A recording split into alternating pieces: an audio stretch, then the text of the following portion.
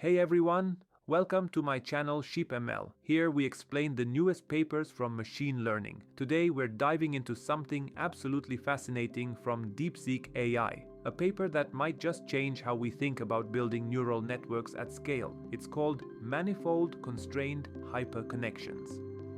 And look, I know that sounds like complicated math, but stick with me here because this is genuinely clever stuff. Here's the deal. For over a decade, we've been using residual connections, the skip connections from ResNet, as the backbone of deep learning. They were great, but what if we could do better? What if we could make these connections smarter and more expressive? That's exactly what hyperconnections tried to do. But there was a problem, a big problem, that showed up when you tried to scale these models up. And that's what this paper solves.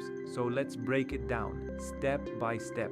Alright, let's start with some history first. For over a decade, the standard residual connection, this beautiful simple formula xl plus 1 equals xl plus f of xl, has been the absolute cornerstone of deep learning. Why does it work so well? Because of something called the identity mapping property. Basically, signals from shallow layers in a neural network can flow directly to deep layers without getting distorted. It's like having a highway that bypasses all the traffic. Now, look at the diagram on the right. Part A shows the classic residual connection. Simple, elegant, proven. But then came hyperconnections, shown in part B. And this was a significant architectural shift. Instead of just adding the residual, hyperconnections expanded the residual stream width from C to N times C, essentially creating multiple parallel highways instead of just one. And here's where it gets interesting. They introduced these learnable matrices, hres, hpre, hpost, to govern how information flows between these streams. The promise was huge. This innovation offered a completely new dimension for scaling models, which is topological complexity. That's decoupled from the computational cost of your main network layers. You could make your model smarter without necessarily making it more expensive to run. But, and there's always a but, there was a fundamental problem lurking beneath the surface. Here's where things get spicy. The core stability of ResNets, the reason they can train networks hundreds of layers deep, comes from that identity path.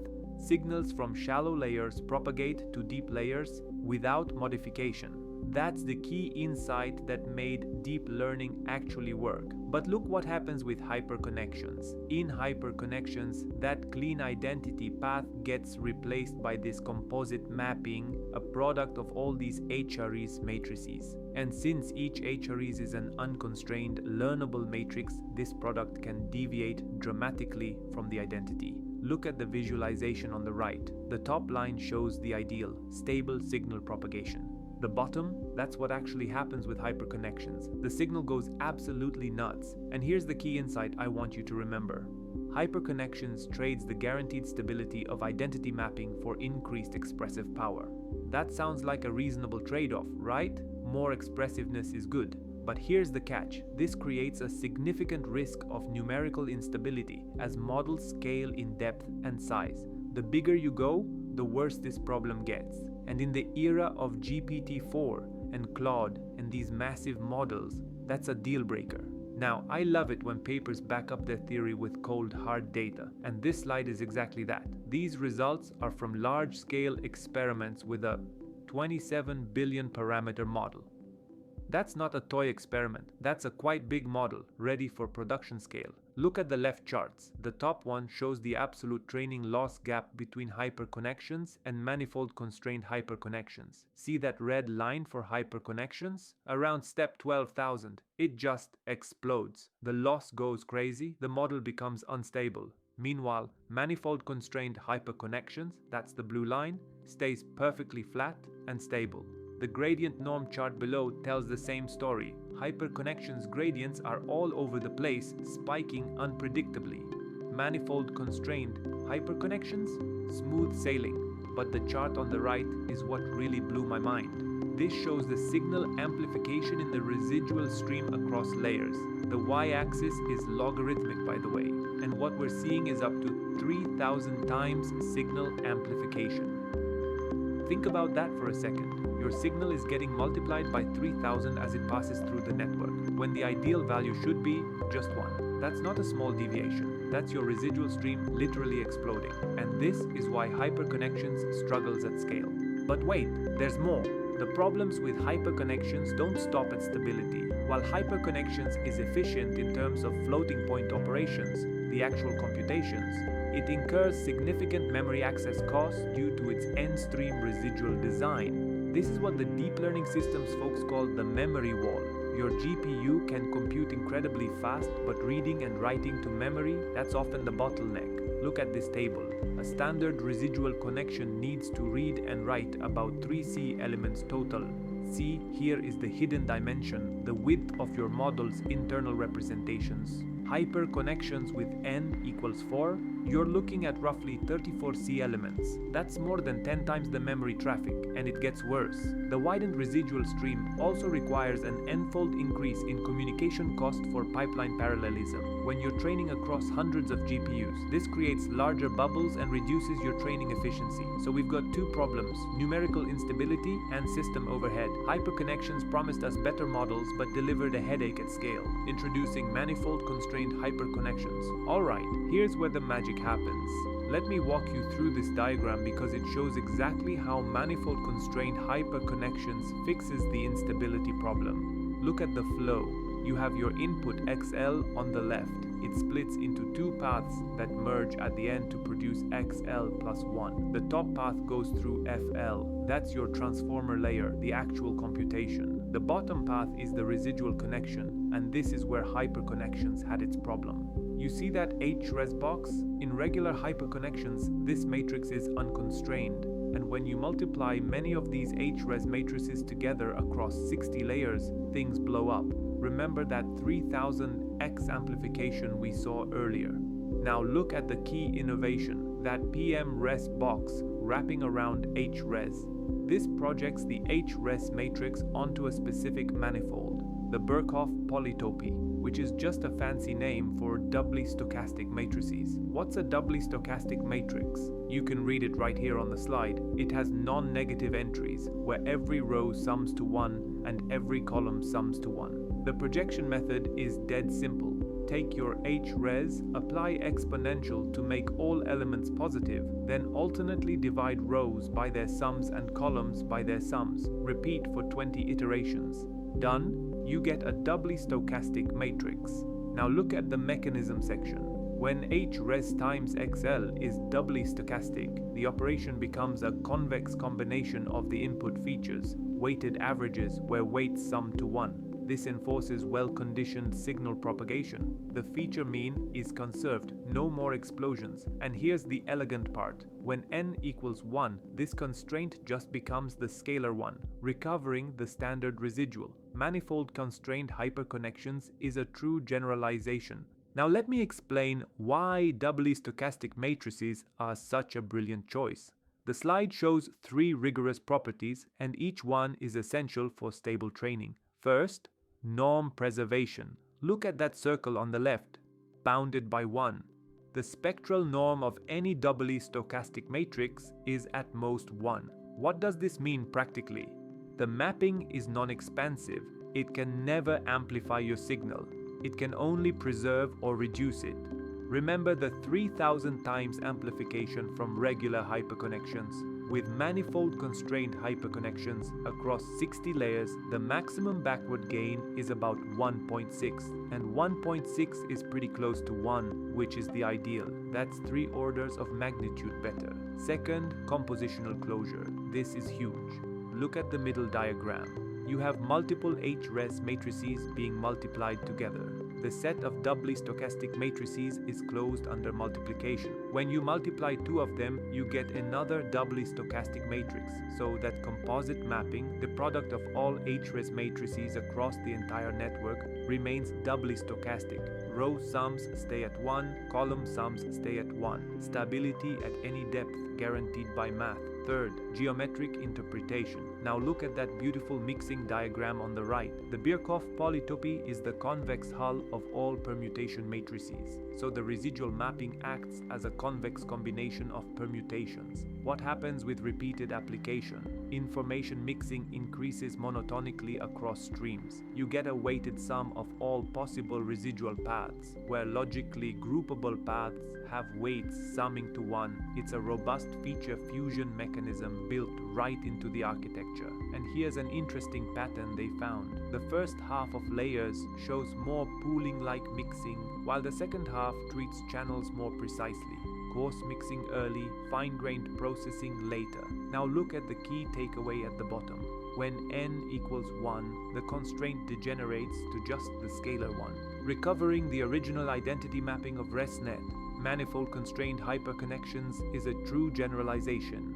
This is the terrifying 3000 times signal amplification chart from earlier. Let's see what happens with manifold-constrained hyperconnections. Look at these two graphs side by side. On the left, hyperconnections with unconstrained propagation. The y-axis goes up to 10,000 on a logarithmic scale. The signal gain is chaotic, unbounded, completely out of control. This is what breaks training. On the right, manifold-constrained hyperconnections with manifold-constrained propagation. Notice the y-axis only goes to 2.0, not 2000, not 200, just 2. The signal stays bounded, stable, well-behaved across all 200 layers. Manifold-constrained hyperconnections reduces signal amplification by 3 orders of magnitude, from thousands down to roughly 1. That's the theoretical ideal. This is what restored stable signal and gradient flow essential for deep network training. And it's not a hack or a workaround. It's a principled mathematical constraint that guarantees stability.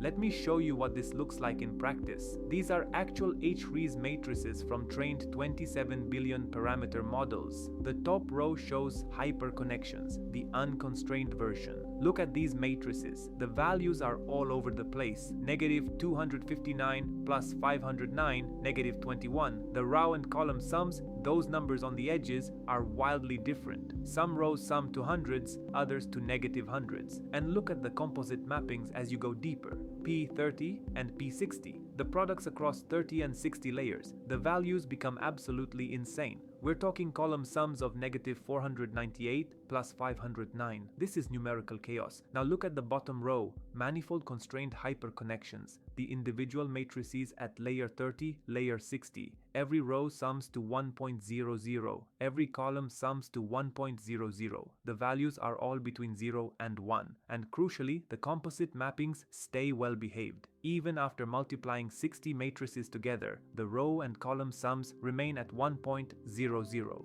The mixing pattern becomes more uniform. That's the information fusion happening. But it stays bounded and stable. This is the difference between theory and practice actually matching up. Okay, stability is great, but does it actually perform? Let's look at the results. The left charts show training dynamics. The absolute training loss gap shows manifold-constrained hyperconnections consistently outperforming the baseline throughout training, achieving a final loss reduction of 0.021. Hyperconnections, it's unstable, oscillating, unreliable. The gradient norm chart confirms it. Manifold-constrained hyperconnections maintains a stable profile comparable to the baseline, while hyperconnections is bouncing all over the place. But the real proof is in the benchmarks. Look at this table on the right. That's Big Bench Hard, a reasoning benchmark. Manifold-constrained hyperconnections scores 51.0 compared to hyperconnections is 48.9 and baseline's 43.8. That's a 2.1% improvement over hyperconnections and 7.2% over baseline. Drop a reading comprehension benchmark requiring discrete reasoning. Manifold-constrained hyperconnections hits 53.9, beating hyperconnections by 2.3 points. GSM-8 Kato, grade school math, 53.8 for manifold-constrained hyperconnections. Blue, massive multitask language understanding, 63.4. Across the board, manifold-constrained hyperconnections either matches or beats hyperconnections while delivering the stability that hyperconnections couldn't provide. You get the best of both worlds, expressiveness and reliability. Here's the million-dollar question: does this scale? Because lots of techniques work great at small scale and then fall apart when you try to build something big. Let's see. The left chart shows the compute scaling curve. Each point represents a different model size, 3B, 9B, and 27B parameters, trained with proportional amounts of data. Look at that line. The performance advantage of manifold-constrained hyperconnections over baseline is robustly maintained. Even at higher computational budgets, there's only marginal attenuation as you scale up. This is exactly what you want to see. The right chart shows the token scaling curve, how performance changes as you train on more data. This is tracking a 3B model throughout training. Again, the benefit persists. The gap between manifold-constrained hyperconnections and baseline doesn't close as you train longer. Manifold-constrained hyperconnections maintains its edge throughout large-scale training. This is crucial validation. It tells us manifold-constrained hyperconnections isn't just a trick that works on small experiments. It's a genuine architectural improvement that scales. Now here's where the engineering meets the math. Because a great idea that's too slow to run is just an academic exercise. Through rigorous optimization, the team implemented manifold-constrained hyperconnections with only 6.7% additional training time overhead. For n equals 4, that's remarkably efficient. How did they do it? 3 key optimizations. First, kernel fusion. Multiple operations that share memory access, RMS norm, matrix multiplications, the Sinkhorn-Knopp iterations, are fused into unified mixed precision compute kernels using tile-lang. This dramatically reduces memory bandwidth bottlenecks. Second, selective recomputing. Instead of storing all intermediate activations, which would blow up memory, they discard them after the forward pass and recompute on the fly during backpropagation. The optimal block size follows a neat formula. L times approximately equals the square root of NL over N plus 2. Third, overlapped communication.